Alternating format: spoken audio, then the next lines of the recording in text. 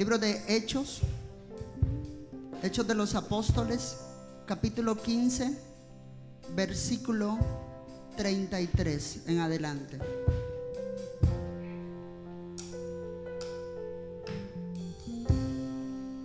Mire lo que dice la palabra del Señor, libro de Hechos, capítulo 15, versículo 33 en adelante. Dice: y pasando algún tiempo allí, fueron despedidos en paz por los hermanos para volver a aquellos que los habían enviado. Mas a Silas le pareció bien el quedarse allí. Y Pablo y Bernabé continuaron en Antioquía, enseñando la palabra del Señor y anunciando el evangelio con otros muchos. Aleluya. Después de algunos días, Pablo dijo a Bernabé: volvamos a visitar. Mira, Pablo le dijo ¿a quién? Después de algunos días, Pablo dijo a Bernabé, le dijo: volvamos a visitar a los hermanos en todas las ciudades en que hemos anunciado la palabra del Señor, para ver cómo están. Sonido aquí adentro. Y Bernabé quería que llevasen consigo, mira eso. Y Bernabé quería que llevasen consigo a Juan, el que tenía por sobrenombre Marcos, o sea, Juan Marcos. Pero a Pablo no le parecía bien, mira eso. A Pablo no le parecía bien llevar consigo al que se había apartado de ellos desde Panfilia y no había ido con ellos a la obra. Hechos 13:13, lo puede buscar, ahí está. Y hubo tal, mira eso, diga conmigo, hubo tal. La palabra usa desacuerdo, pero ahora vamos a ver qué significa eso. Dice: y hubo tal desacuerdo entre ellos que se separaron el uno del otro. Mira eso. Pablo y ¿quién? Pablo y ¿quién? Y Bernabé. Mira, y hubo tal desacuerdo entre ellos que se separaron el uno del otro. Bernabé, tomando a Marcos, navegó a Chipre, y Pablo, escogiendo a Silas, salió, dice, encomendado por los hermanos a la gracia del Señor, y pasó por Siria y Cilicia, confirmando a las iglesias. Amén, aleluya. Dale un aplauso al Señor, que hablamos ayer de tarde. Dale un aplauso fuerte a Cristo.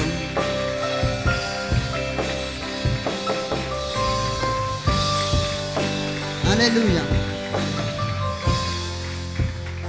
Padre, te pedimos esta mañana que con todo denuedo y con toda autoridad podamos hablar tu palabra y enseñarla, porque ella es verdad. En el nombre de Cristo Jesús te bendecimos, Señor, porque tú eres fiel.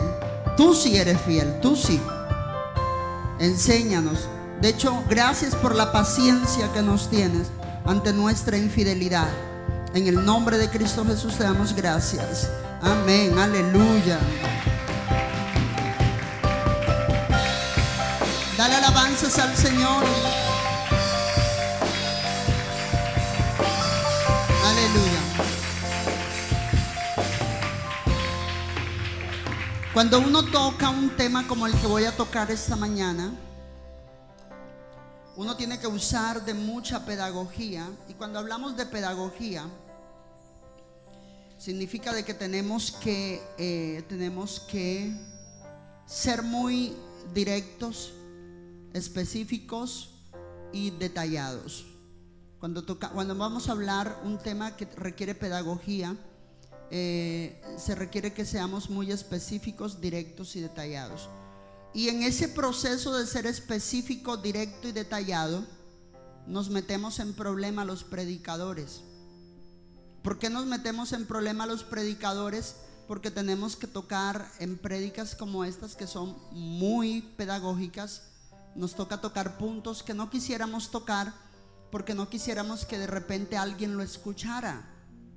Pero en esta mañana voy a tratar de ser un poquito somero y voy a tratar de ser, pero de verdad, más allá de todo lo que yo te diga, si esta palabra el Espíritu de Dios no te la revela, no te la enseña, no va a tener ningún efecto. Aleluya.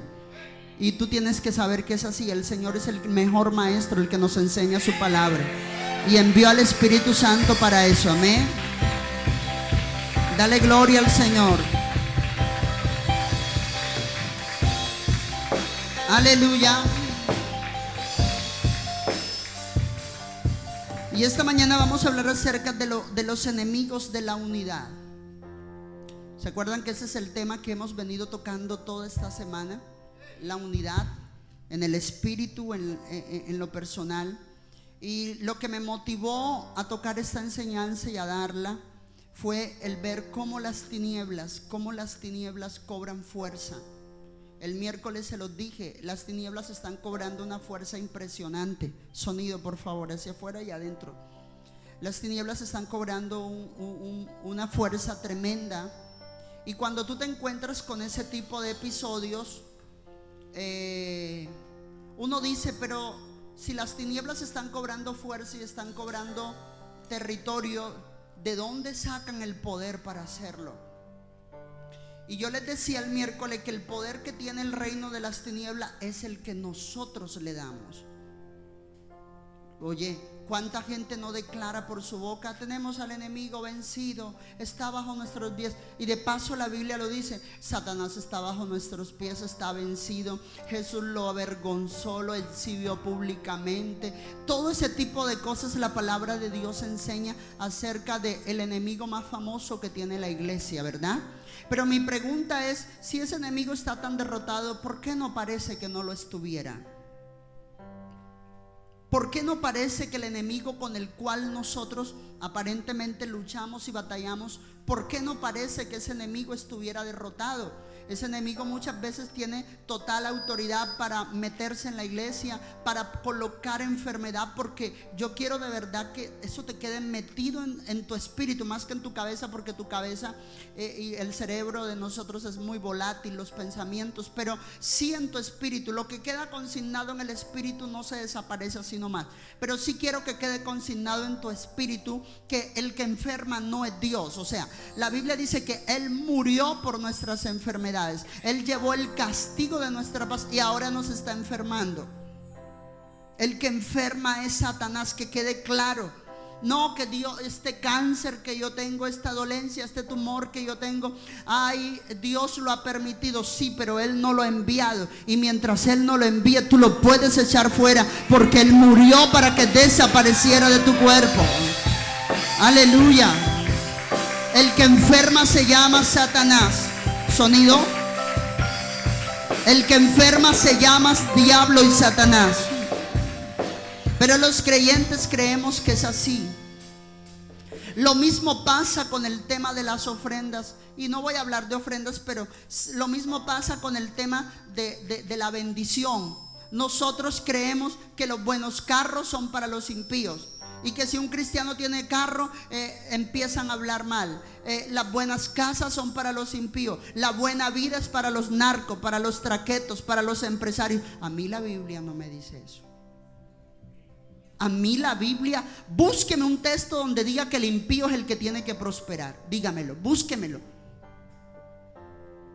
Búsqueme un texto. Abraham fue próspero, Isaac fue próspero, Jacob fue próspero. Al contrario, Dios le quitaba a ellos para darle a los hombres ungidos que él tenía en la tierra en ese momento. Acá es al contrario, te quitan a ti para que ellos tengan más. ¿Dónde está la falla? La falla está en dos cosas. La falla está en tu fe, que es mi fe también, y la segunda es que conforme a lo que creemos no actuamos. Colombia entró desde mañana, van a ser 8 días, entró en un panorama financiero muy, muy horrible. Yo creo que ya todos lo saben, ¿verdad? Y se los dijimos, pero era mentira, y viene más todavía. Pero eso no implica que nosotros, los hijos de Dios, tenemos que pasarlo, porque es que el mundo está en crisis. Sí, pero la Biblia no dice que para mí viene crisis. Y si viene, pastor, hay que clamar, hay que arrodillarse, hay que levantar las manos al cielo, hay que declarar y pedir por la palabra que nos fue dada. Aleluya. Por favor, más que lo aplaudas, quiero que de verdad lo creas. Creerlo es hacerlo. Creer algo es hacerlo. Creer algo es hacerlo. Tú crees, tú haces. No, tú crees y estás ahí esperando. No, tú no crees nada. Cierren allá. No crees nada. ¿Por qué no crees nada? Porque la Biblia dice que sin obra la fe está muerta. De hecho, la Biblia dice que los demonios también creen y ¿qué? Y tiemblan. O sea que eso me está diciendo que cuando yo al creer no actúo, estoy teniendo la misma fe que tienen los demonios. Una fe demoníaca. Yo no lo quería creer hasta que alguien muy de Dios lo enseñó y dijo: una fe sin obra es una fe basada, es la fe del infierno. Aleluya. Entonces, mira lo que pasa con esto. A mí la Biblia no me dice eso. Y volviendo aquí al tema, estamos hablando acerca de los enemigos de la unidad. Y tú te encuentras un panorama como el que pasó hoy hace 8 días. Y uno dice: los malos están unidos. Los malos están unidos. Eso no es mentira. La gente perversa está unida. La gente que tiene el corazón dañado está unida. La gente que tiene al Espíritu Santo está en contienda. Y el libro de Hechos capítulo 15 del versículo 33, de hecho desde el versículo 1 del capítulo 15, me habla de un episodio que pasó en la iglesia, dice en la iglesia primitiva, que no era solamente la iglesia de Jerusalén, la que pastoreaba y presidía el apóstol Pedro, sino que me habla de la iglesia en general, todo el cuerpo de apóstoles y discípulos y misioneros que componían a la iglesia para ese entonces. ¿Qué pasó? Aleluya. ¿Alguien está aquí? ¿Ustedes están aquí? ¿Alguien está aquí en esta mañana? Ok. Pasó un evento, si sonido me colabora. Pasó un evento allí en Hechos 15. El apóstol Pablo y dice la palabra, Pablo y Bernabé, dice la palabra del Señor, estaban predicando el evangelio. Ellos eran misioneros. Y la escritura dice que de repente llegaron unos judíos de Jerusalén anunciándoles a los de la iglesia donde estaba Pablo y Bernabé, diciéndoles que tenían que circuncidarse.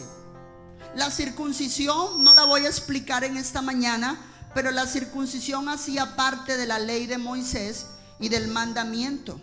La circuncisión era una señal de pacto. Y de hecho, cuando el Señor viene, cuando Jesús viene, muere y nos redime por su sangre y su sacrificio, se comienza a establecer un nuevo pacto. Un pacto ya no basado en letra, sino un pacto basado en la sangre del Cordero de Dios. ¿Entiendes lo que te estoy hablando? Y el Señor dijo, aleluya,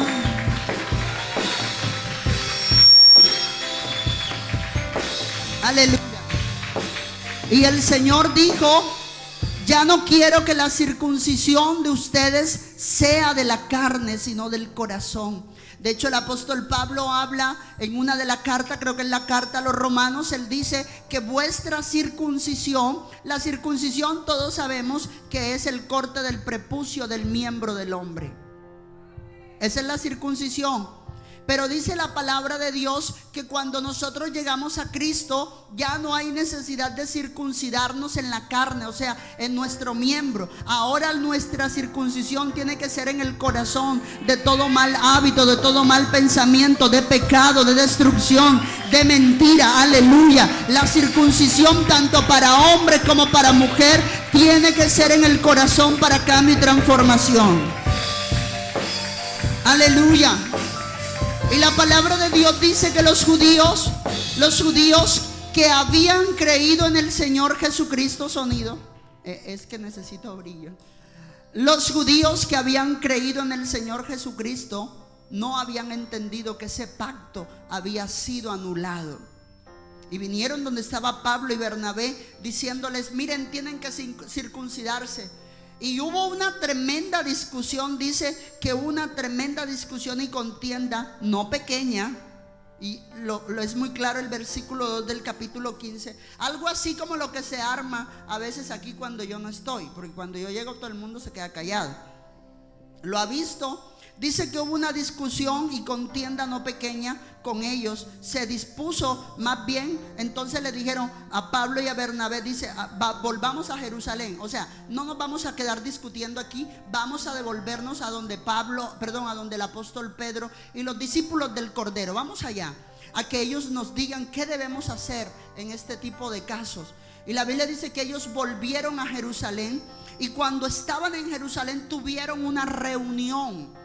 En la reunión el apóstol Pedro se levanta, lo dice todo el capítulo 15, el concilio de Jerusalén. Se levanta Pedro en cabeza del concilio de Jerusalén y dice: ¿por qué nosotros tendríamos que cumplir una ley que primero ya es vieja? ¿Y por qué tendríamos que enseñarle a la gente que se circuncide cuando ni siquiera nosotros cumplimos esta ley? Así que el apóstol Pedro dejó un precedente y dijo: miren, no vamos a hablar más de la circuncisión. Ahora, ¿por qué hablaban de la circuncisión? Porque algunos fariseos, que antes de que el Señor Jesucristo fuese o ascendiese a los 40 días al cielo después de resucitado, algunos fariseos creyeron en el cristianismo, se convirtieron a Cristo, o sea, lo persiguieron en vida y después de muerto y resucitado ahora eran seguidores del Señor y miembros de la iglesia en el concilio en Jerusalén. Y la palabra de Dios dice que ellos creían en Jesús, pero querían seguir teniendo la doctrina de Moisés. Y el apóstol Pedro dice: no podemos seguir predicando la doctrina de Moisés, porque el Señor ha establecido un nuevo pacto. El Señor ha establecido un pacto sobre mejores promesas. Tenemos que creer en la palabra del Señor. La verdadera circuncisión es la del corazón. Aleluya, sonido.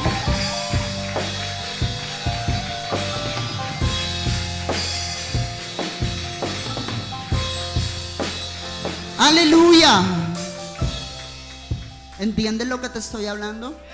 Y todos quedaron de acuerdo, porque se armó una discusión. Hechos 15 se armaron dos tremendas contiendas. En Hechos 15. Y la palabra de Dios declara de que volvieron. Entonces dijeron: volvamos entonces a todas las iglesias que están bajo la cobertura de la palabra del Señor. Volvamos y enseñémosle de que no hay que circuncidarse. Aleluya. Y dice la palabra que Pablo y Bernabé volvieron a Antioquía. Aleluya. Cuando volvieron a Antioquía comenzaron a enseñarle a las personas de que no había que circuncidarse. Y estuvieron por un tiempo allí. Y dice la palabra que en algún momento Pablo le dijo a Bernabé, le dijo: mira, más bien ya hemos predicado aquí, ¿por qué no nos volvemos a las demás iglesias y confirmamos a los hermanos? Aleluya. ¿Qué es confirmar? Confirmar es predicar la palabra para que tu espíritu, para que el creyente cobre raíces. O sea, ya tú conoces a Jesucristo, sabes que Él es el Salvador, sabes que Él es tu Señor. Ahora necesitas crecer en esa fe y que tu fe sea arraigada en la palabra del Señor. Aleluya.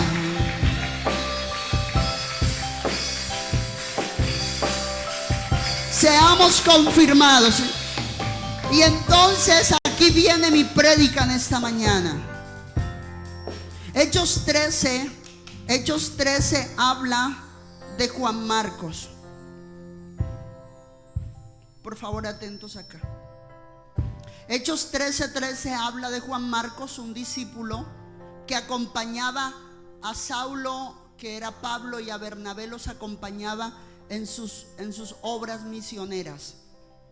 Y dice la palabra de Dios que Pablo y Bernabé quisieron hacer un viaje misionero, y Juan Marcos no quiso ir porque se sentía de repente sin el deseo, se sentía de repente como que incapaz de ir a la obra misionera con Pablo y con Bernabé. Hechos 13. Y ahora en Hechos 15 Bernabé, después de la propuesta que le hace el apóstol Pablo, Pablo le dice: volvamos a predicar la palabra y vayamos y confirmemos a las demás iglesias acerca del evangelio. Entonces Bernabé le dice: ok, vamos a ir, pero ¿por qué no nos llevamos esta vez ahora otra vez a Juan Marcos? Probablemente Juan Marcos ahora sí se sentía capaz, ahora sí quería. Y como que le vociferó a Bernabé por debajito: hey, dile a Pablo que si yo puedo ir esta vez, ahora sí. Y Bernabé, yo estoy especulando porque yo soy un ser humano y sé cómo trabajamos a veces la mente de nosotros. No fue que Bernabé, la Biblia no dice que Bernabé le salió del corazón. Tampoco dice que Juan Marcos se lo sugirió a Bernabé para que le dijera a Pablo. Lo que la Biblia sí dice es que Bernabé le dice a Pablo: bueno, está bien, vayamos y volvamos a la obra misionera, pero ¿por qué no nos llevamos a Juan Marcos? Y la Biblia dice que Pablo se levantó bajo un celo de la obra misionera, porque eso es lo que yo veo allí. El apóstol Pablo se levantó con celo por la obra misionera. Y yo no quiero justificar a Pablo, pero tampoco quiero salirme del tema en esta mañana. Yo puedo entender si sonido me colabora, porque para mí es muy memorial que esto que voy a decir quede en el espíritu de los que me ven y de los que me oyen. Mi hermano, yo puedo entender al apóstol Pablo cuando reacciona, porque la Biblia dice que él tuvo una tremenda discusión con Bernabé y le dijo: no, yo no pienso llevar o que llevemos a Juan Marcos otra vez a la obra misionera, porque nos dejó abandonado en la vez pasada. ¿Se te olvida? Y usted me dice a mí, si tú haces un análisis de todo el capítulo 15, te das cuenta literalmente, para mí Pablo tenía tanta la razón como la tenía Bernabé. ¿Por qué? La tenía Pablo, te voy a decir por qué para mí Pablo tenía la razón. Porque es incómodo cuando tú eres pastor y le pides a un líder de la iglesia que abra un culto, que predique. Yo entiendo cuando alguien tiene fuerzas mayores. Yo entiendo cuando alguien no puede predicar porque tiene un obstáculo o porque no se siente bien de repente, algo extremadamente. Pero mi pregunta es: ¿por qué tiene que haber alguien que rechace el hacer la obra del Señor? Perdón. ¿Por qué? Aquí he tenido gente en la iglesia que uno les dice: predica, hermano, le toca tal día. Ay, no quiero, ay, no puedo, porque parece ser de que ellos tienen que predicar es cuando ellos quieran, no cuando el Espíritu los mande. Y a mí me da un enojo y creo que no es de la carne. Sé que no es de la carne. Me da como especie de un celo en mi corazón. Y yo digo: Señor, ¿cómo se atreven a rechazar el púlpito? ¿Cómo se atreven a rechazar la asignación que tú les das? Yo puedo entender a Pablo, porque Pablo supo y entendió que Juan Marcos no estaba rechazando literalmente ni ir con Bernabé ni ir con Pablo. Juan Marcos estaba rechazando la palabra del Señor, estaba rechazando la asignación que Dios le había dado. Aleluya. Alguien puede alabar con gozo en esta mañana al Rey que vive. Sonido y alabanza. Aleluya.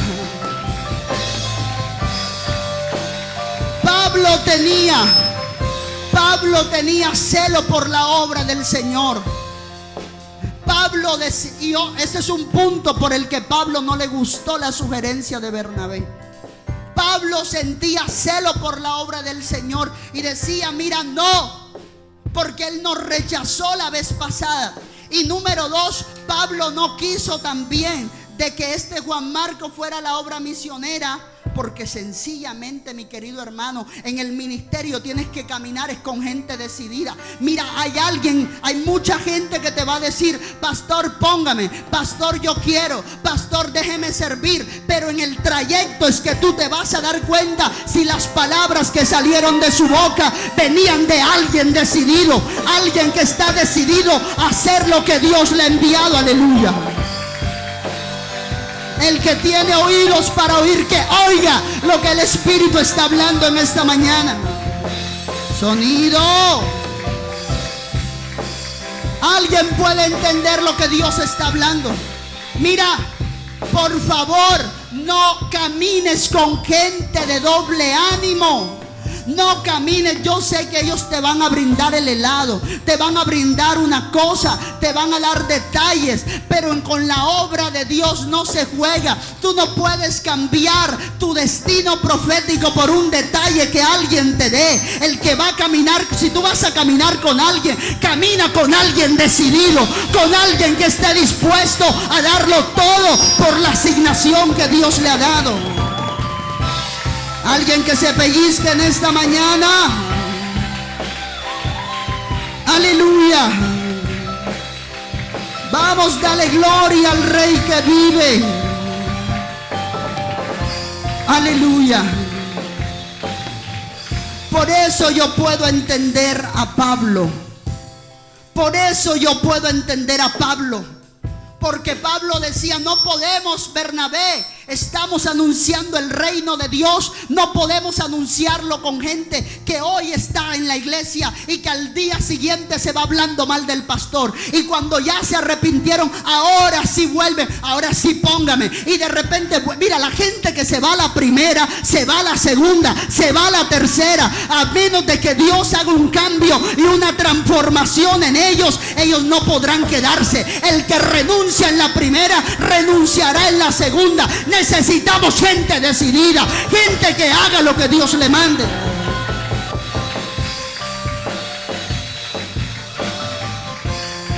Vamos, alguien que alabe la gloria de Dios. Sonido.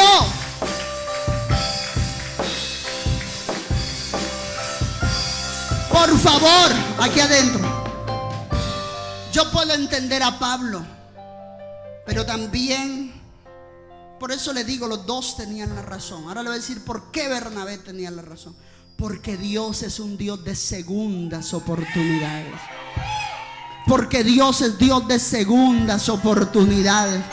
Y Bernabé le estaba diciendo a Pablo: Pablo, démosle una segunda oportunidad a Juan Marcos. Y Pablo le dijo: no. Y dice la palabra de Dios que hubo tal discusión. Si tú me estás escuchando, por favor, no cambies de cuenta. Si me estás viendo. Y aquí viene mi prédica en esta hora.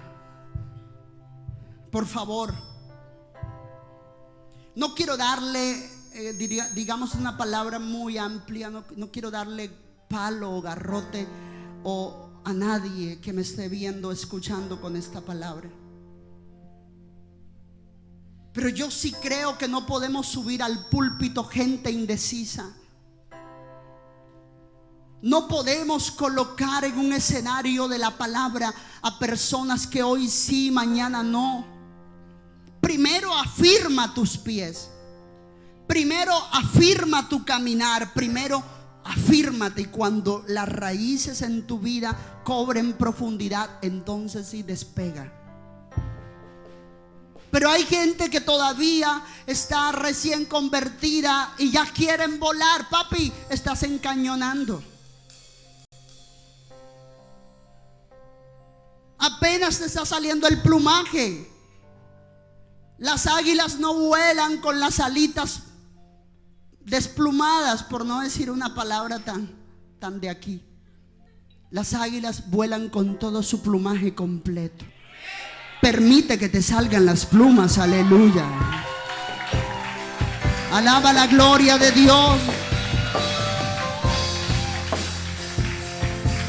Por eso, sonido aquí adentro. Por eso es que Pablo le dice a Timoteo: por favor, no pongas a un neófito. Imagínate si alguien que ya tiene tiempo de conocer a Dios renuncia, ¿qué se deja para un neófito? Si alguien que ya tiene raíces, a veces queremos tirar la toalla, abandonar la pelea y tirar los guantes. Cuanto más alguien que apenas está naciendo o reproduciéndose Cristo en su vida. Aleluya. Eso fue lo que Pablo dijo: no podemos caminar con gente indecisa, que te quede bien claro. No podemos caminar con gente que hoy sí, mañana no. Camina con gente decidida, y tú también sé decidido, porque si vas a caminar con un decidido y tú indeciso, entonces tú serás de tropiezo para alguien. Que ninguno de los dos sea tropiezo para nadie. Caminen juntos en armonía, dice la palabra. Aleluya.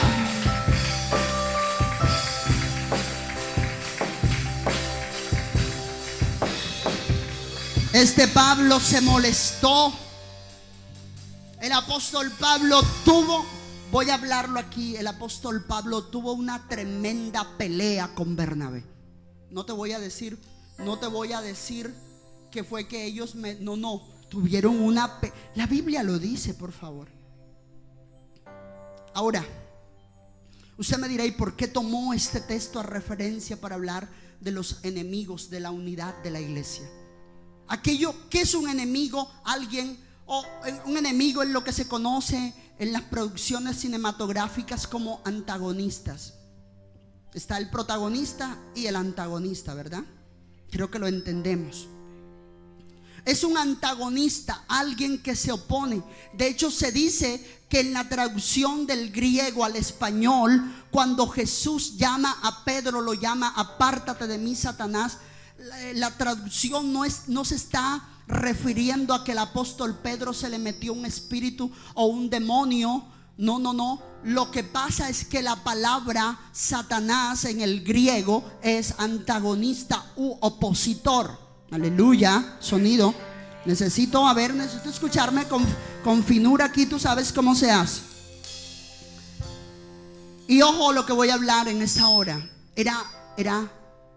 Y Jesús le dice a Pedro: apártate de mí, porque te me estás oponiendo. En vez de ser acompañamiento, en vez de ser apoyo, eres una oposición. Apártate de mí. Jesús le aclara. Y todos acá creemos, no, el apóstol Pedro en ese momento se le metió el diablo. No se le metió el diablo. Jesús no lo llamó porque tenía un diablo metido. Jesús lo llamó así porque Satanás no se aplica solamente a Lucifer. Satanás también se aplica a todo lo que se te opone. Aleluya. Ojo lo que estoy hablando. Y los enemigos de la unidad son aquellos que se oponen. La iglesia es muy poderosa, solo que muchos no lo sabemos, no lo conocemos. No conocemos el alcance que tenemos en el Espíritu. Por eso es que un creyente, cuando alcanza el conocimiento, primero, de quién es Jesucristo en su vida, y número 2, de quién es Él en Cristo, es un creyente que camina a la luz. Difícilmente Satanás lo puede derribar. Y ahora sí estoy hablando del diablo. Usted tiene que aprender a conocer quién es Dios en su vida y quién es usted en Dios. La iglesia tiene un poder indescriptible. La iglesia tiene un poder impresionante. Y el diablo sí lo sabe. Quien no lo sabe eres tú y yo. Nosotros somos los que no conocemos el poder que tenemos. No lo conocemos. Si lo conociéramos, entonces no haríamos las cosas que hacemos. Sonido. Es que no me siento bien afuera. Yo me entiendo. Una cosa es lo que tú oyes allá adentro y otra cosa es lo que yo oigo acá afuera. Tú y yo somos los que le damos poder al diablo. El poder del reino de las tinieblas lo obtiene de la división que se genera en las iglesias. Y no voy a hablar de las iglesias, de la iglesia, porque es una sola. Discusiones. Pablo y Bernabé discutiendo porque no querían a Juan Marco en la obra misionera. Ambos tenían razón. Pero ojo, el diablo se estaba gozando. Voy a contarles algo aquí en esta mañana. Se dice que cuando hubo la Primera Guerra Mundial, uno de los generales que dirigían el ejército, que hicieron parte de la Primera Guerra Mundial,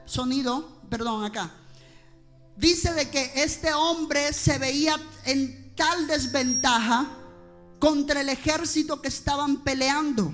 Ojo acá. Y entonces preguntaron: ¿Cómo podemos hacer para debilitar a nuestros contrincantes? Pues el señor Roy Barrera nos los enseñó cómo hacerlo. Y no solo él.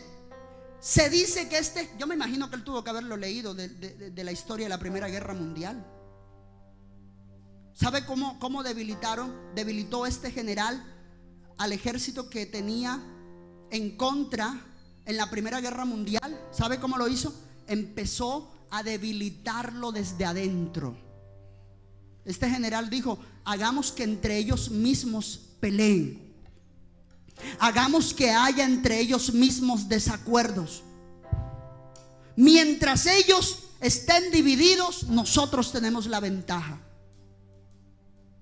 Y eso dice el diablo: mientras yo la tenga a ella, con él, con ella, con él, a ella, con él, a todos discutiendo, papi, nosotros tenemos la ventaja, dice Satanás a todos sus comarcas de demonios. Discutan, háganlos pelear por la bata, háganlos pelear por los hijos, háganlos pelear porque empezaron tarde, háganlos pelear por esto, por lo otro. Es más, háganlos que ni siquiera se saluden después de culto. Háganlos porque es que mientras ellos estén divididos, nosotros nos fortalecemos. El diablo lo sabe.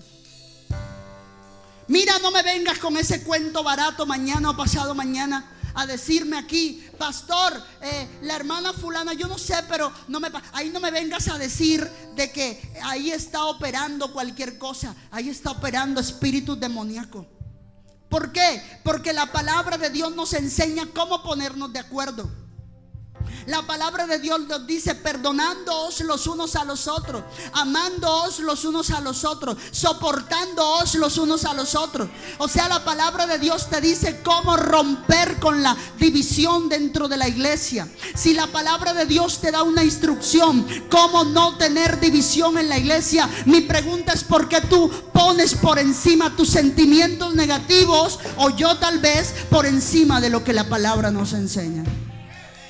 Aleluya.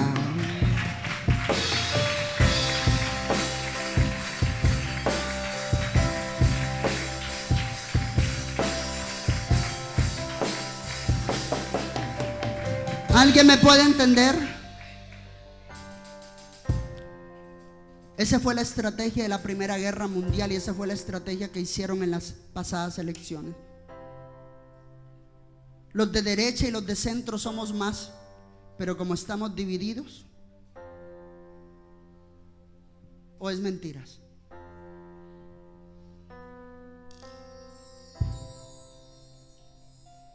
A mí me dejó una tremenda enseñanza esto que pasó hoy hace 8 días.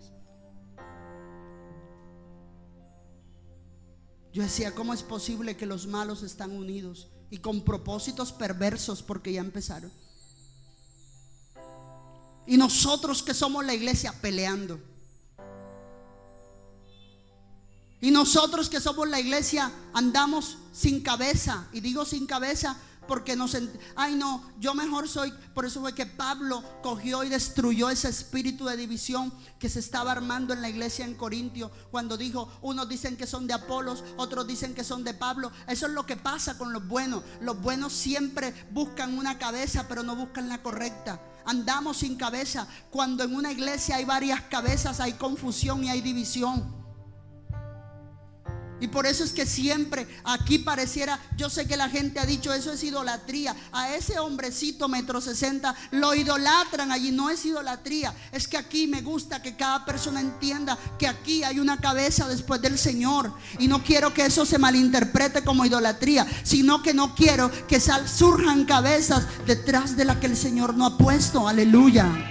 Cuando hay varias cabezas hay división y hay confusión. Necesitamos tener una sola cabeza, y es Cristo. Aleluya.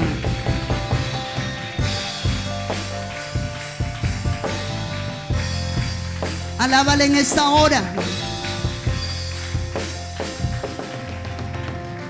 No es idolatría lo que ando buscando, porque yo soy polvo y algún día me moriré si Cristo no viene antes. Y como dice la palabra: el viento pasó por ella y su lugar, ¿quién la conocerá jamás? ¿Alguien me entiende lo que estoy hablando? Pero mientras tanto, el que esté en esta tierra, el llamado y la asignación que tengo es a caminar en la unidad del Espíritu. Tenemos enemigos. Por favor, atentos, tenemos enemigos. Y hay que identificarlos. Hay que cortarlos. El primer enemigo que nosotros tenemos es la carne y pasiones humanas. Tu principal enemigo no es el diablo, no es la brujería. Tu principal enemigo eres tú. Tú que estás aquí y me estás viendo, oyendo desde cualquier parte, tú eres tu principal enemigo. Yo no fui nadie en la vida por tu culpa. Ay, que yo esto, lo otro, por tu culpa. Primero, revísate a ti mismo. Por eso siempre vivimos echándole la culpa a alguien más. Lo que tú no has realizado en esta vida es por tu culpa, porque siempre te has inclinado a una sola vía y no has quitado los prejuicios ni los pensamientos que tuviste antes. Ahora es que te estás mal hallando. Ahora es que te estás lamentando de lo que no fuiste, de lo que no tuviste, de lo que no armaste. Yo quiero que entiendas en esta mañana que tu principal enemigo eres tú mismo. Jesús dijo en Mateo 15:19, dice: los malos pensamientos, fornicación, adulterio salen del corazón. Yo te digo un dato: el principal enemigo para que en una iglesia haya unidad y armonía es la carne y las pasiones desordenadas y humanas que cada uno de los que estamos aquí tenemos. Aleluya. Los malos pensamientos, la sospecha. Sospechamos de todo el mundo. Y te lo digo porque yo he estado allí. Parece que la sospecha para muchos ya no es una obra de la carne. Ahora la sospecha fue elevada a don de discernimiento. Aleluya. Sonido. No es volumen, quiero nitidez. Aleluya. La sospecha fue elevada a don de discernimiento. Yo sospecho, yo siento que eso eso es Dios que me lo está colocando. Hemos elevado la sospecha a revelación. Yo no sé, pero yo siento de parte de Dios. ¿Dios te lo habló? ¿Sabes que eso es una blasfemia contra el Espíritu Santo? En estos días yo le decía a alguien ese punto. Y la blasfemia contra el Espíritu Santo no tiene perdón. Te voy a decir algo: si tú blasfemaste contra el Espíritu Santo, tienes un cupo en el infierno. No hay sangre de Cristo que te salve. Y entonces, si usted me está diciendo que yo blasfemé, la única forma en que la blasfemia es perdonada es cuando la haces ignorantemente. Cuando tú blasfemas ignorantemente contra el Espíritu Santo, es la única forma en que te libras de que ese pecado te condene. Pero tú has blasfemado contra el Espíritu Santo conscientemente o conociendo la palabra, tú estás condenado. Y no te estoy condenando yo, te está condenando Dios. ¿Qué es la blasfemia contra el Espíritu Santo? Atribuirle a Satanás lo que hace Dios. Aquí estamos orando por los enfermos. O decir: a mí me parece que tú no eres de Dios. ¿Tú quién eres para decir que alguien que opera en los dones del Espíritu Santo no es de Dios? Ojo con eso, porque tu blasfemia no es contra la persona, es contra el Espíritu Santo. Si está el Espíritu Santo en su vida, que está operando en su vida, es contra ese Espíritu de Dios el que tú estás blasfemando. Y ojo con eso. Ojo con la blasfemia. Ojo con la blasfemia. Blasfemar contra el Espíritu Santo es también atribuirle la obra de la carne y la obra del diablo al Espíritu del Señor.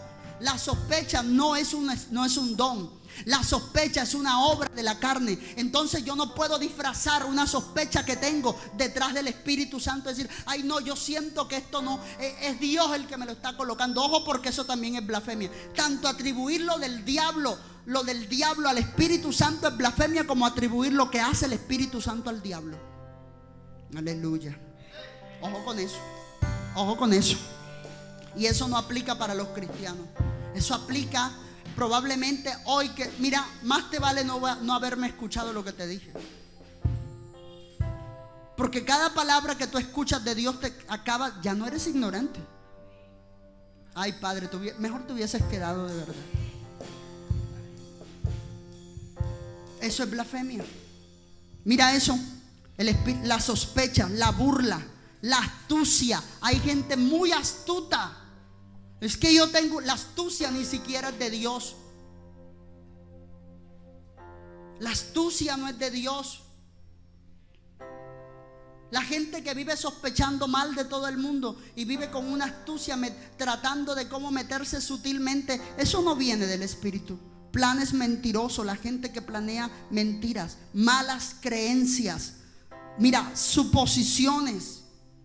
Todo eso son enemigos de la unidad. Gente que supone, ay, yo siento que él es como orgulloso. Ay, yo siento que ese pastor es como.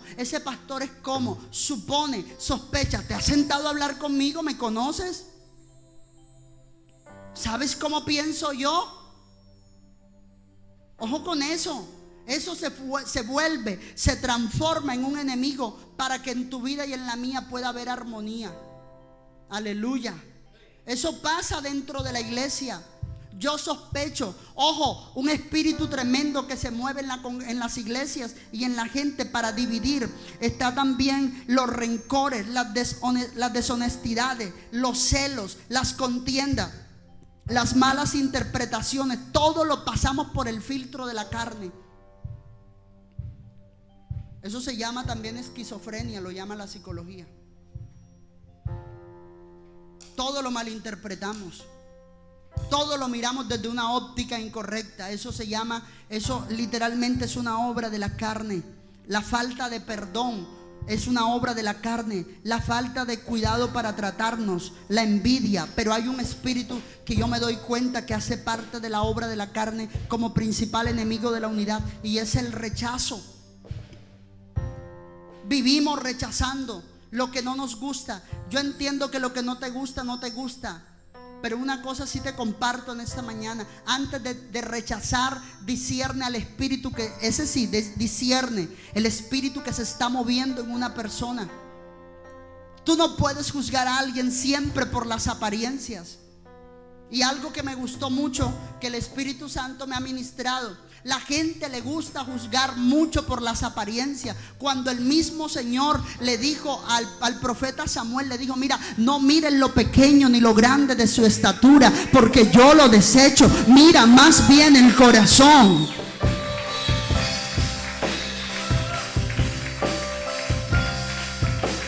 Dale un aplauso al que vive, por favor.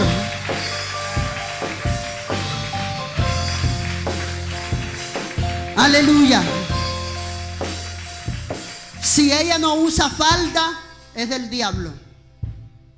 Si ella viste escotado, es del diablo. Si fulana es morena, es bruja. Si fulana es blanca, es de color clarita, ella sí me inspira confianza. Tú no puedes juzgar a la gente por las apariencias ni por el vestimento, mi hermano. Hay iglesias que están en un error.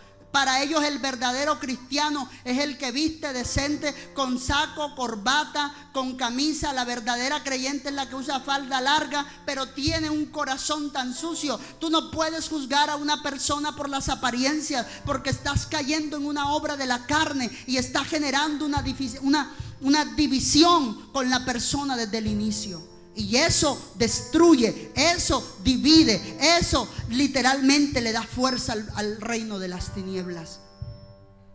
Ay, es que ella tiene el pelo así, tiene el cabello así, se viste así. A mí no me parece, no lo siento, no me genera confianza. Yo te hago una pregunta. ¿Acaso Dios viene por apariencias? El Señor le dijo, y eso que ni siquiera imagínate tú, si en el Antiguo Testamento Dios, que era más rígido todavía, se atrevió el Señor a frenar al profeta Samuel y a decirle: mira, deja de creer de que él no es mi escogido solo porque no te parece, solo porque no tiene la apariencia que tú esperabas que tuviera, o porque no se parece a Saúl, porque yo lo desecho. Yo no miro apariencias, dice el Señor. Yo no miro vestidos, dice el Señor. Yo miro un corazón contrito, humillado, obediente, que me ama con todo lo que tiene.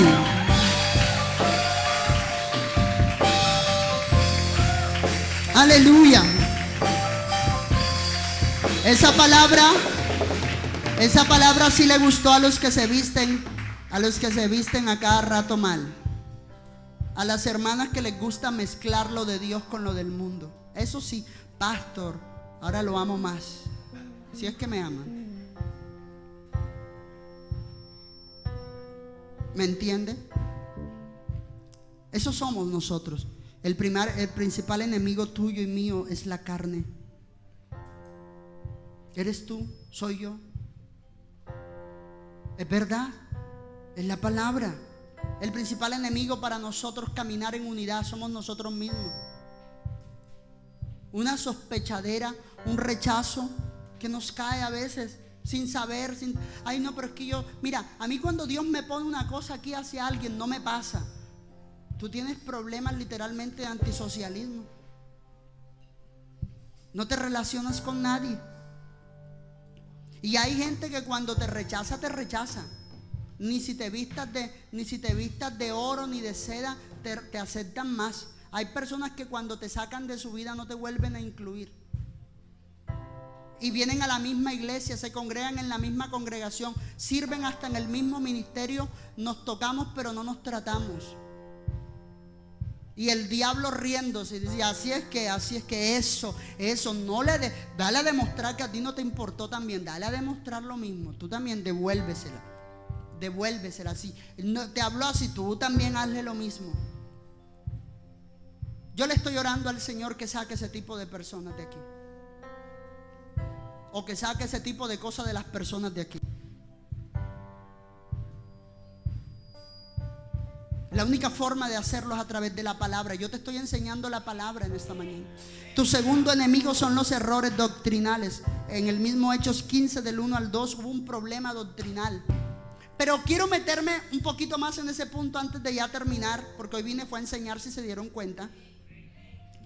Y es el denominacionalismo. Uy, me tocó mirar la frase porque es bien denominacionalismo. ¿Sabe qué es el denominacionalismo? Me tocó ensayarla ahorita. El denominacionalismo es algo que está destruyendo mucho a la iglesia del Señor, que es una sola. Yo soy Asamblea de Dios. Yo soy Cuadrangular. Yo soy Movimiento Misionero Mundial. Yo soy Pentecostal. Yo soy, MPC. Las diferencias doctrinales dividen. El denominacionalismo que se ha metido en la iglesia a nivel mundial divide.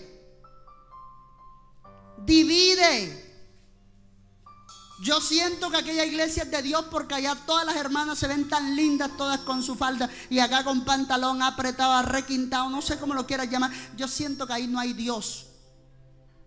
La Biblia dice que Jesús vino a salvar y a buscar lo que se había perdido.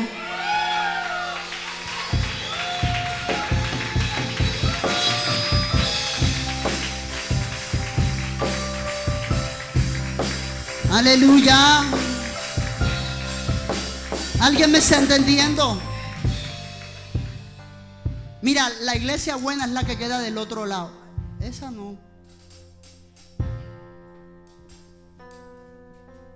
Oye, mira, te voy a contar un dato. De aquí va a haber gente que va a ser salva. Y de la iglesia al otro lado también va a haber gente que va a ser salva. Y Dios nunca quiso que las de allá se vinieran para acá porque acá sí había salvación. Ni quiso nunca que las de aquí se fueran para allá porque allá sí había salvación. Él las puso donde las puso y donde sea las va a salvar. Porque la iglesia es una sola. La iglesia es una sola.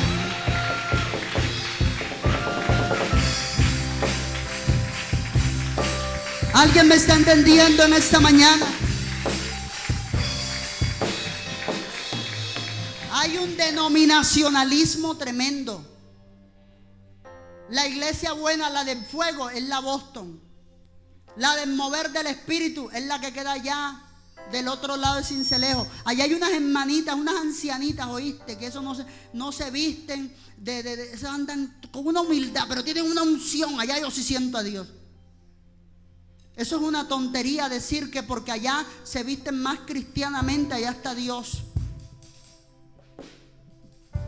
Así hay gente en las iglesias. Así las hay. Un denominacional. Y el diablo contento. Si usted le pregunta al diablo cómo se llama su iglesia, él va a decir la iglesia de Satanás. Y si le pregunta a un satánico, a un cristiano, ¿cómo se llama tu iglesia? MPC, la tuya Manantial, la tuya Boston, todos tienen un nombre. La iglesia sí tiene varios nombres cuando el Señor no la ve así. El Señor la ve como una sola. El Señor no ve Manantial, ni ve MPC, ni ve Asambleas de Dios. El Señor ve una sola. El Señor ve una sola. El Señor ve una sola. Una sola. Una sola. Una sola. Una sola.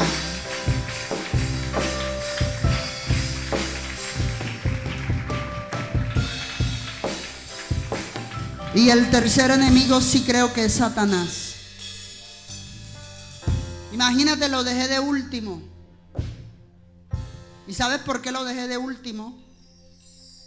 Porque déjame y te aclaro que hay cosas, la mayoría de las cosas, yo me atrevo a decir que el 90% de nuestras caídas no son provocadas por el diablo, son provocadas por ti y por mí.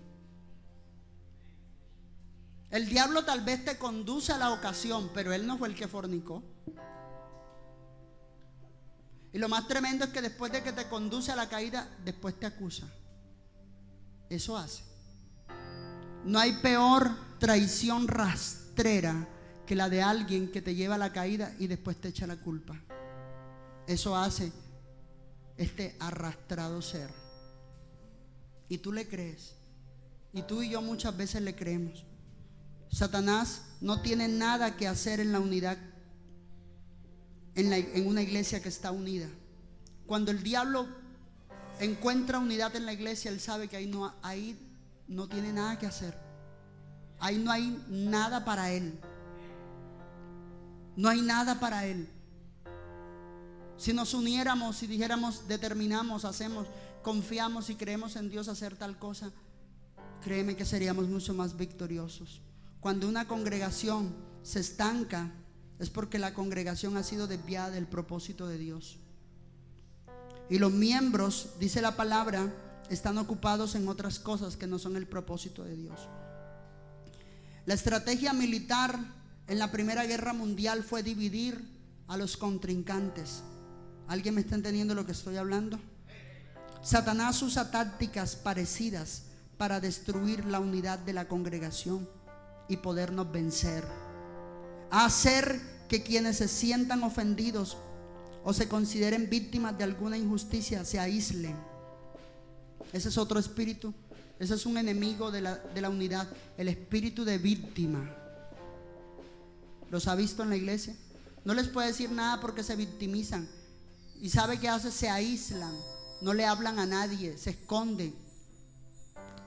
Y vienen a la misma congregación. ¿Cómo haremos? ¿Cómo haremos si el día que Cristo venga y tú y yo nos vayamos, si es que nos vamos, porque con esa división a veces, ¿qué haremos si el Señor nos pone a convivir en la misma casa? Usted no se habla con ella, un ejemplo. ¿Qué tal que el Señor diga, te toca convivir en la misma mansión en el cielo? ¿Cómo harás? No, pastor, es que allá no nos vamos a acordar de que allá nos amaremos.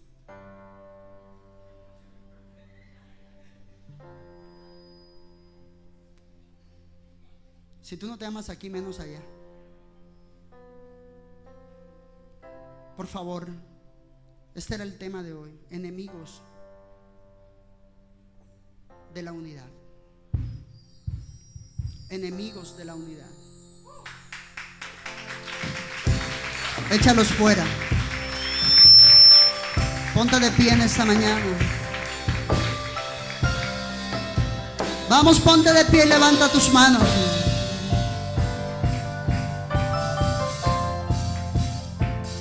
Vamos arriba.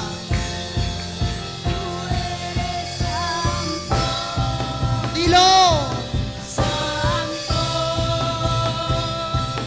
el Señor Dios poderoso, y no eres tú, y no eres tú. Vamos, dilo.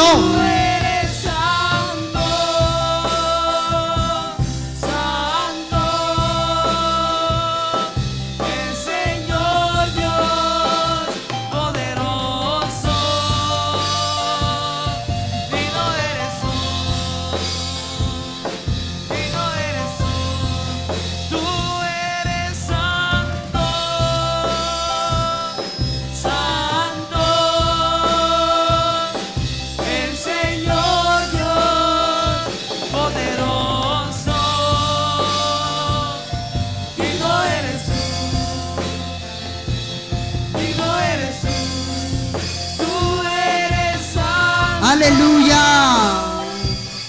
Santo, el Señor Dios poderoso, digno eres tú, Aleluya. digno eres tú. Amén. Vamos a orar esta mañana.